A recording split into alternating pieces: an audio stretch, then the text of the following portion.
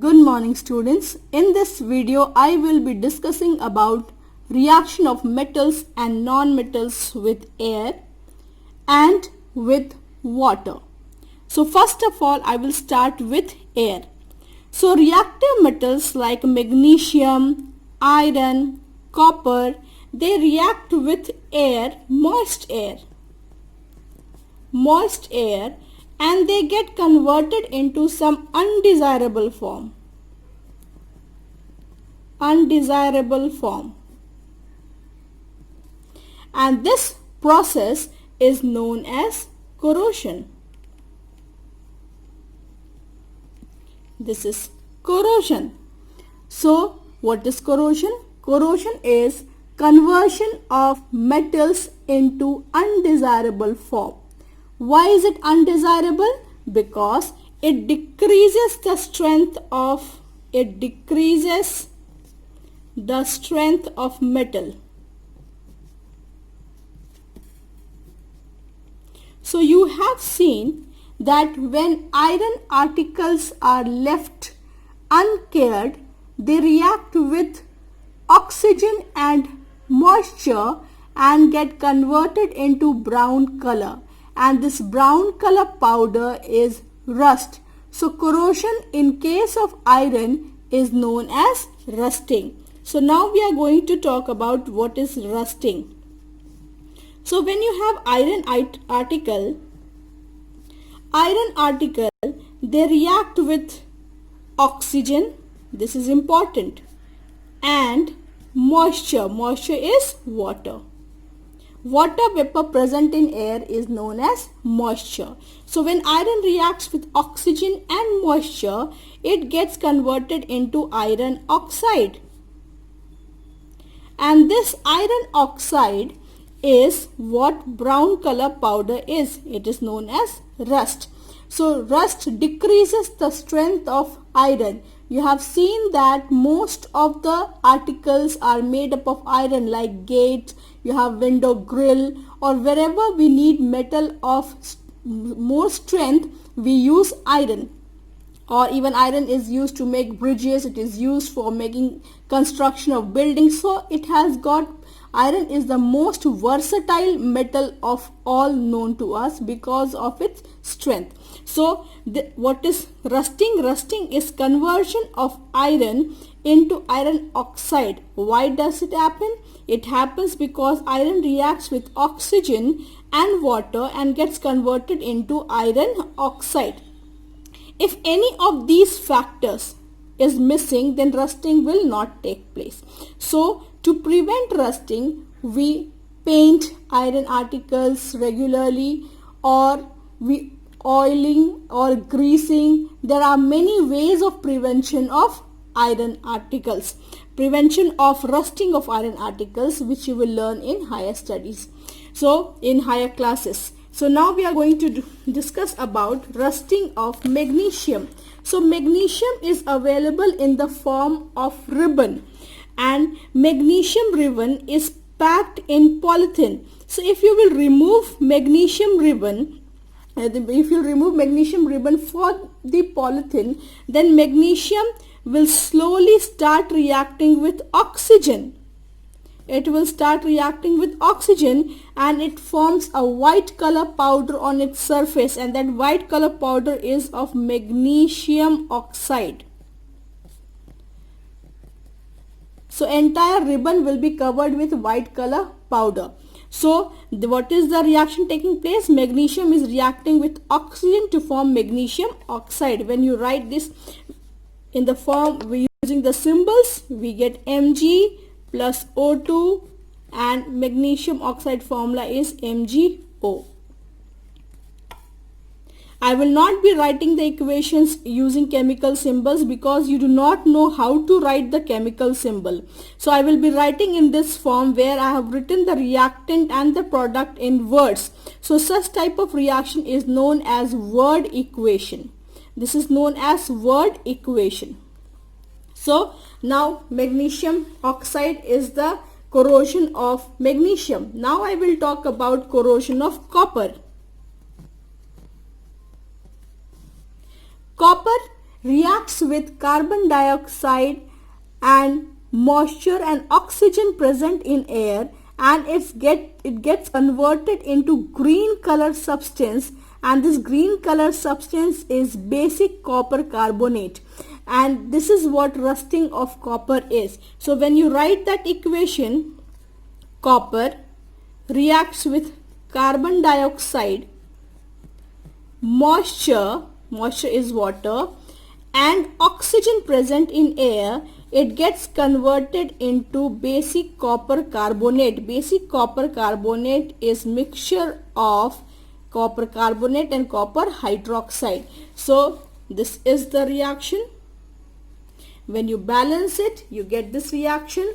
So copper reacts with moist air, and in moist air it reacts with basically oxygen and carbon dioxide present in air and gets converted into basic copper carbonate. So this is what basic copper carbonate is, and it has got green coating on the surface.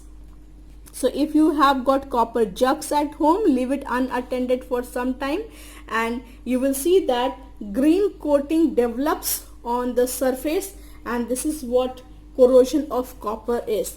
Next is corrosion of silver. I will talk about corrosion of silver. So you have seen that the silver ornaments that your mothers wear, that is anklet, pile, after few months the silver ornaments, they become black in color, and the black color of silver ornament is due to reaction of silver with hydrogen sulfide. Hydrogen sulfide is a pollutant which is present in air. It reacts with silver and converts it into silver sulfide, and this silver sulfide is black in color. So the surface of silver ornament, it becomes black in color. And why it becomes black in color? It becomes black in color due to formation of silver sulfide on its surface. So this is a very common observation that silver becomes black in color very quickly in cities where there are so many factories and lots of vehicles on road, and these factories and vehicles, they produce hydrogen sulfide gas, so the pollution level of cities is more. That is why silver very quickly becomes black in color in more populated and developed cities. But when you go to rural areas, the turning of silver into black is very slow process. The reason is that the environment of these areas are pollution less, or you can say it has got less pollution. So less pollution means less hydrogen sulfide gas. So this reaction takes place with a very slow speed, and very slowly the silver gets converted into silver sulfide. So this is corrosion of metals. Now most reactive metals like potassium and sodium, they are soft metals, they can be cut with knife. They are stored in kerosene. Why are they stored in kerosene? Because sodium and potassium, they react with moisture. They react with moisture and get converted into, sodium reacts with moisture, which is water, and gets converted into sodium hydroxide. This is the compound sodium hydroxide and hydrogen gas. And this hydrogen gas formed, it catches fire. You know that hydrogen is a very combustible gas, and this reaction is exothermic reaction. Word is exothermic. See this, exothermic. Exothermic reaction is those reactions which produce heat. So when reaction take place, then reaction proceeds with formation or evolution of heat. So because of evolution of heat, using produce word will not be proper here, because and heat is energy, and energy can neither be created nor be destroyed. So you cannot produce energy, but energy can be evolved, or energy can be transformed from one form into another. So the chemical energy in this reaction, the chemical energy is transformed into heat energy, and that heat is given out. So such type of reactions are known as exothermic reaction that proceed with evolution of evolution of energy, especially in the form of heat energy. So this reaction of sodium and potassium with water is an exothermic reaction, and hydrogen gas evolved catches fire, because you know that it is highly combustible gas. So as soon as you take out sodium and potassium from kerosene, and if you rub the surface of it, and as soon as it comes in contact with the moisture of the atmosphere, it will start burning. So to prevent this kind of sudden reaction, and the reaction is very fast, so it takes place suddenly, it won't give you time. So to prevent this sudden reaction, potassium and sodium are stored in kerosene, because kerosene is inert. I'm writing the word over here, inert. I-N-E-R-T, inert. Inert means which is unreactive. So kerosene is unreactive with sodium and potassium, and that is why sodium and potassium are stored in kerosene, and they cannot kept out in open. So this is reaction of most reactive metals with air. Now I will talk about aluminium. Is also a very reactive metal, and aluminium, it reacts with oxygen. It reacts with oxygen and gets converted into oxide, and this aluminium oxide is very tough or strong. So aluminium oxide is formed when it reacts with oxygen. I'm just writing the formula of aluminium oxide over here, but I will not be able to explain right now to you that why the formula is Al2O3. So aluminium oxide, Al2O3, it is very strong, or you can say tough, protective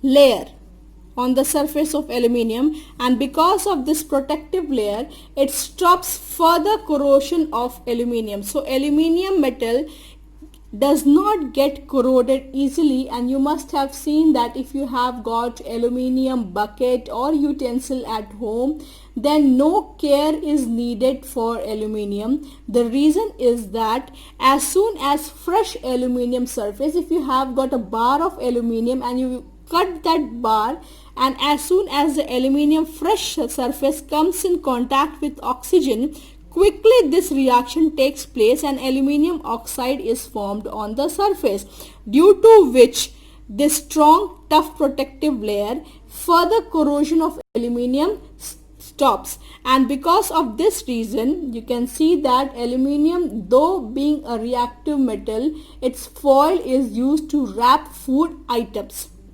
Zinc is not used to wrap food item. Even iron is not used to wrap food item. Even copper foil is not used to wrap food item. But aluminium foil is used to wrap food item, because this protective layer makes it unreactive, and aluminium will not further react with food articles, and that is why it is safe for consumption. But if we use iron foil or if we use copper foil, then that will not be possible to do so, because they are more reactive.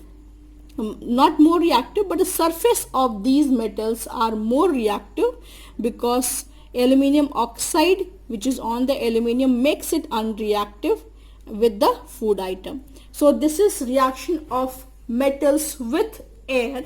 Now I will talk about reaction of metals with non-metals with air.